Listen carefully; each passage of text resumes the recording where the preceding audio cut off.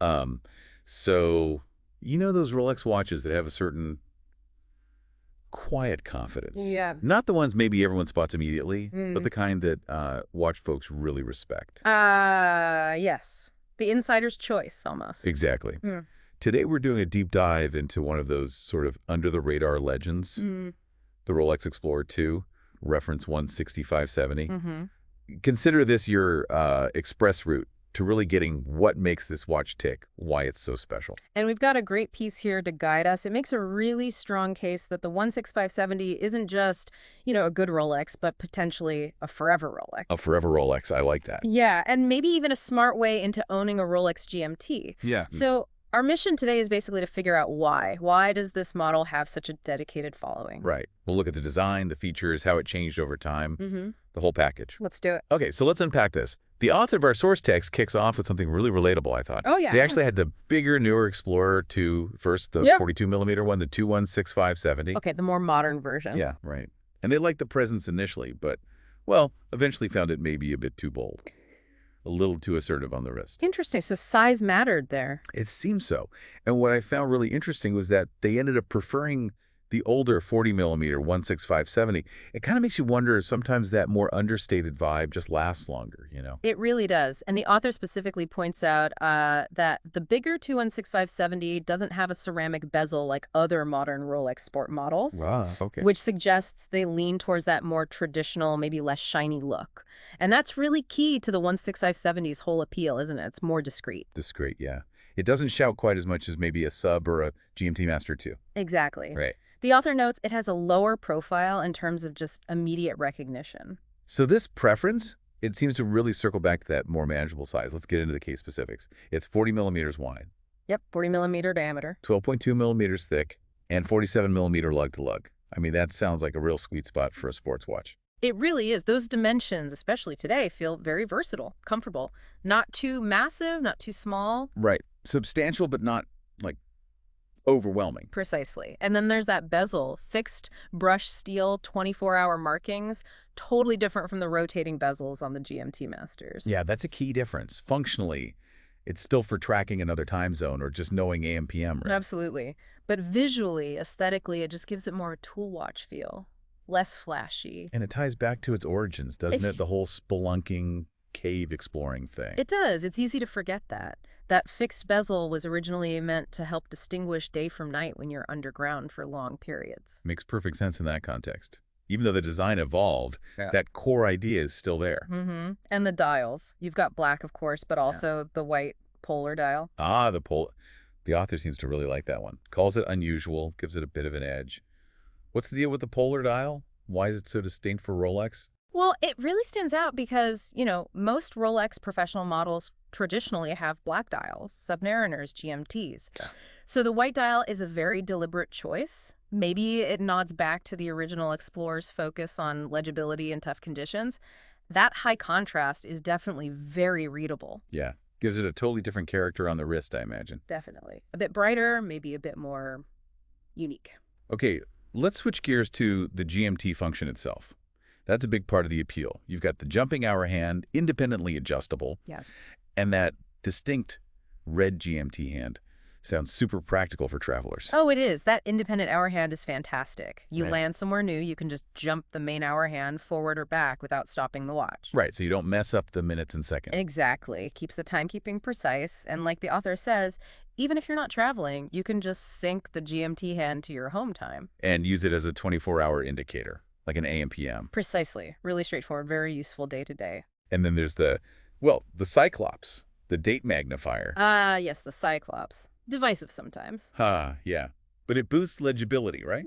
Which fits with that Rolex practicality focus, even if some people aren't fans of how it looks. That's a good way to put it. It definitely makes the date easier to read at a glance. Function over form, perhaps, for some critics. Okay, let's talk about what's inside, the engine. The 16570 used two different movements over its life, the caliber 3185 and then the 3186. Correct. And interestingly, these were the same movements found in the GMT Master 2 models of the same eras. But the Explorer II sometimes got them a bit later. Why was that, do you think? Well, it's interesting how Rolex manages its lines. The 3185 itself was a big deal. It evolved from their very first movement with the independent GMT hand. Okay. It had, good specs, 4 hertz frequency, about 48 hours power reserve, 31 joules, solid stuff. But maybe the GMT Master 2 was positioned as the sort of flagship GMT. So it got the newest tech first sometimes. That's the thinking, yeah. The Explorer 2, while very capable, maybe wasn't always first in line for the absolute latest movement tweaks. And then came the 3186. That sounds like a pretty significant upgrade, introducing the parachrom hairspring. What did that actually do for the wearer? The parachrom hairspring in the 3186, that was a major step up for you, the owner. It meant better accuracy and reliability, especially against bumps and temperature changes. So more robust day-to-day. Much more. It's made of a non-magnetic alloy, too, which helps. Plus, the power reserve got a small bump, up to around 50 hours. Nice. And the author also brings up that wobbly hour hand issue you sometimes hear about with the 3185. Oh, right, where the hour hand feels a bit loose when you're setting it? Exactly. That was apparently sorted out in the 3186, just felt a bit more solid. Okay, that makes sense. Now, this watch was made for a long time, what, like over 20 years? 1989 to 2010? Yeah, a really long production run. So it stands to reason there'd be different versions out there. The author breaks it down into 4 main iterations based on changes over time. That seems super helpful if you're actually looking to buy one. Absolutely essential, really. These details matter to collectors and just knowing what you're looking at. So the first version, roughly 89 to 97, Okay. that's characterized by the Swiss T25 on the dial. That means tritium for the lume, the glow-in-the-dark stuff. Right, the radioactive stuff that ages. Exactly. These also had drilled lugs, the holes in the case sides for the spring bars, makes strap changes easier. People like those. Many collectors do, yeah. And inside, the caliber 3185. The bracelet was an earlier type, too. The author cautions, quite rightly, to check the lume aging the patina. Make sure the hands match the dial, because they might have been replaced. Precisely. You want consistency. And then there's a special one from this era, the Chiqui de Maze dial. Corn kernel? Yeah, it's a rare variant where the tritium aged to a really specific deep yellow color, highly sought after. Wow, okay. A real collector's item then. So, after tritium came, LumiNova, that's the second iteration. Yep, around 1998, 1999, they switched to LumiNova, which isn't radioactive. These watches have a cool little detail. They just say Swiss at 6 o'clock. Swiss only, not Swiss made. Correct. Just for a short period, making them quite collectible, too. And they got an updated bracelet with a better flip-lock clasp, a noticeable improvement in security feel. Okay, better bracelet. Then the third iteration, what changed there? Around 1999 onwards, they switched again, this time to SuperLumiNova. Basically, an improved Luminova glows longer. Brighter, longer glow. Got it. And the dial text changed to the standard Swiss-made. Now, this period is also interesting because they started phasing out the drilled lugs. The no-holes cases started appearing. Exactly. Around 2003, 2004, you start seeing cases without the drilled lug, so there's a bit of a transition there. Still the 3185 movement inside, though. Until the fourth and final iteration, starting around 2005. Right. This is where the updated caliber 3186 comes in, with that parachrom hairspring we talked about. More robust, more reliable. Okay, so the later ones have the upgraded movement. Yes. And another visual cue for these later models is the engraved rehaut, that inner ring between the dial and the crystal. It has Rolex, Rolex, Rolex etched repeatedly around it. The anti-counterfeiting measure and branding. Exactly. So you see, that long run gives you quite a range. Vintage charm with tritium, transitional Swiss only, or the more modern tech in the later ones. It's fascinating to hear the author kind of muse about what a modern 40mm Explorer II could be.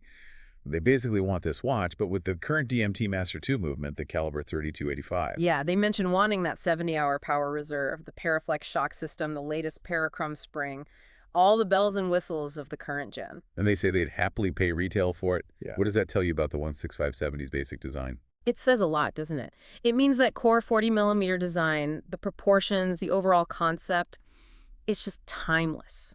People still want that form factor, just updated with the best modern mechanics. Yeah, it really underlines how right they got it back then. It really does. So, wrapping this up, it really feels like the 66570 earns that forever Rolex title, doesn't it? I think so, yeah. You've got the great size, the proven reliability, that genuinely useful dual time function, and it just looks good in that understated way. Exactly. It's not the loudest watch in the room. It delivers all the Rolex quality and heritage, but without needing to shout about it. It's for someone who appreciates the substance, maybe. I think that's fair to say. It's a choice based on function, history, and a certain aesthetic, rather than just pure recognition factor.